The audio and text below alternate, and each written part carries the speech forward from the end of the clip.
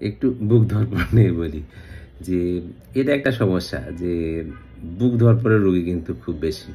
বিশেষ করে টিনেজার যারা তাদের খুব বুক ধড়ফড় হচ্ছে। বাবা-মাও তাদের জন্য বুক ধড়ফড় হয়ে যাচ্ছে।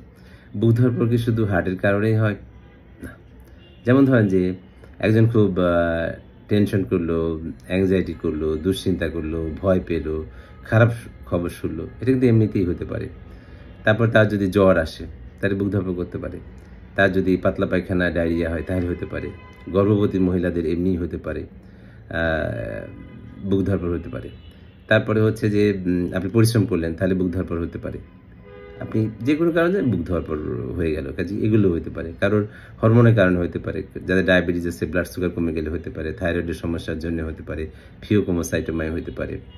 তারপরে হচ্ছে যে কিছু ওষুধের জন্য হতে পারে। যারা শ্বাসকষ্টের ওষুধ খান তাদের জন্য হতে পারে। যারা প্রেশারের কিছু ওষুধ খান তাদের জন্য হতে পারে। বা বিভিন্ন ধরনের অ্যান্টিসাইকোটিক ড্রাগ খান তাদের জন্য হতে পারে।